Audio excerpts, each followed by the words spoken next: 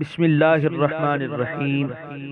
اللہ کے نام سے شروع کرتا ہوں جو بہت ہی مہربان ہمیشہ رحم فرمانے والا ہے۔ سورہ بقرہ آیت نمبر 232۔ وَإِذَا طَلَّقْتُمُ النِّسَاءَ فَبَلَغْنَ أَجَلَهُنَّ فَلَا تَعْضُلُوهُنَّ أَن يَنكِحْنَ أَزْوَاجَهُنَّ إِذَا تَرَاضَوْا بَيْنَهُم بِالْمَعْرُوفِ ذَلِكَ يُوعَظُ بِهِ مَن كَانَ مِنكُمْ يُؤْمِنُ بِاللَّهِ وَالْيَوْمِ الْآخِرِ ذَلِكُمْ أَزْكَىٰ لَكُمْ وَأَطْهَرُ وَاللَّهُ يَعْلَمُ وَأَنتُمْ لَا تَعْلَمُونَ۔ ترجمہ: اور جب تم طلاق دو عورتوں کو پھر وہ پوری کر چکیں اپنی عدت تو نہ منع کرو انہیں کہ نکاح کر لیں اپنے خامندوں سے جب کہ رضامند ہو جائیں آپس میں مناسب طریقے سے۔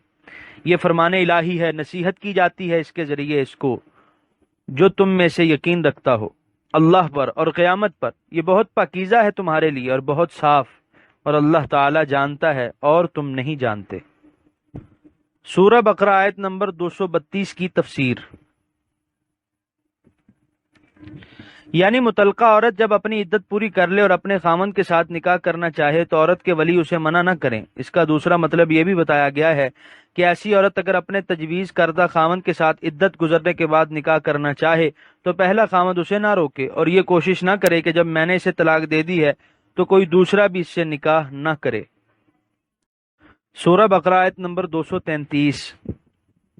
والوالدات يرضعن أولادهن حولين كاملين لمن أراد أن يتم الرضاعة وعلى المولود له رزقهن وكسوتهن بالمعروف لا تكلف نفس إلا وسعها لا تضار والدة بولدها ولا مولود له بولده وعلى الوارث مثل ذلك فَإِنْ أَرَادَا فِصَالًا عَنْ تَرَادٍ مِّنْهُمَا وَتَشَاوُرٍ فَلَا جُنَاحَ عَلَيْهِمَا وَإِنْ أَرَدْتُمْ أَن تَسْتَرْضِعُوا أَوْلَادَكُمْ فَلَا جُنَاحَ عَلَيْكُمْ إِذَا سَلَّمْتُم مَّا آتَيْتُم بِالْمَعْرُوفِ وَاتَّقُوا اللَّهَ وَاعْلَمُوا أَنَّ اللَّهَ بِمَا تَعْمَلُونَ بَصِيرٌ۔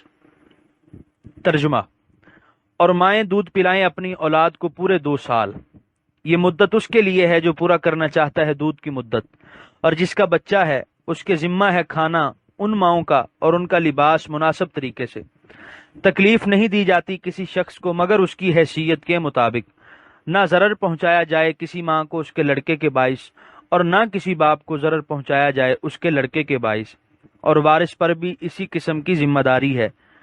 پس اگر دونوں ارادہ کر لیں دودھ چھڑانے کا اپنی مرضی اور مشورے سے تو کوئی گناہ نہیں دونوں پر، اور اگر تم چاہو کہ دودھ پلواؤ دایا سے اپنی اولاد کو پھر کوئی گناہ نہیں تم پر، جبکہ تم ادا کر دو جو دینا ٹھہرایا تھا تم نے مناسب طریقے سے، اور ڈرتے رہو اللہ سے اور خوب جان لو کہ یقیناً اللہ تعالیٰ جو کچھ تم کر رہے ہو اسے دیکھنے والا ہے۔ سورہ بقرہ آیت نمبر 233 کی تفسیر۔ یہاں طلاق کے بعد یہ سوال طبعاً سامنے آتا ہے کہ اگر طلاق والی عورت کی گود میں شیرخوار بچہ ہو تو اس جدائی کے بعد اس کی پرورش کا کیا طریقہ ہوگا۔ اس لیے ضروری تھا کہ بچے کی پرورش کی ذمہ داریاں جو ماں باپ پر ہیں انہیں اس موقع پر بیان فرما دیا جائے، لہٰذا یہاں ان مسائل کا بیان ہوا۔ مسئلہ: ماں خواہ متعلقہ ہو یا نہ ہو اس پر اپنے بچے کو دودھ پلانا واجب ہے، بشرط یہ کہ باپ کو اجرت پر دودھ پلوانے کی قدرت اور استطاعت نہ ہو، یا کوئی دودھ پلانے والی میسر نہ آئے، یا بچہ ماں کے سوا اور کسی کا دودھ قبول نہ کرے۔ اگر یہ باتیں نہ ہوں یعنی بچے کی پرورش خاص ماں کے دودھ پر موقوف نہ ہو تو ماں پر دودھ پلانا واجب نہیں، مستحب ہے۔ مسئلہ: اگر کسی شخص نے اپنی زوجہ کو طلاق دی اور عدت گزر چکی تو وہ اس بچے کے دودھ پلانے کی اجرت لے سکتی ہے۔ سورہ بقرہ آیت نمبر 234۔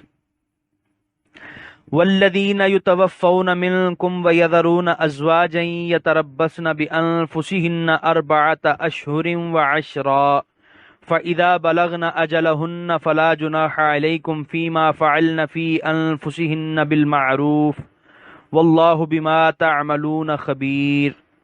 ترجمہ: اور جو لوگ فوت ہو جائیں تم میں سے اور چھوڑ جائیں بیویاں تو وہ بیویاں انتظار کریں 4 مہینے اور 10 دن، اور جب پہنچ جائیں اپنی اس مدت کو تو کوئی گناہ نہیں تم پر اس میں جو کریں وہ اپنی ذات کے بارے میں مناسب طریقے سے، اور اللہ تعالیٰ جو کچھ تم کرتے ہو خوب واقف ہے۔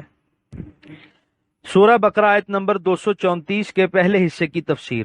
اور جو لوگ فوت ہو جائیں، یہاں ان عورتوں کی عدت کا بیان ہے جن کے خامند فوت ہو جائیں اور وہ حاملہ نہ ہوں۔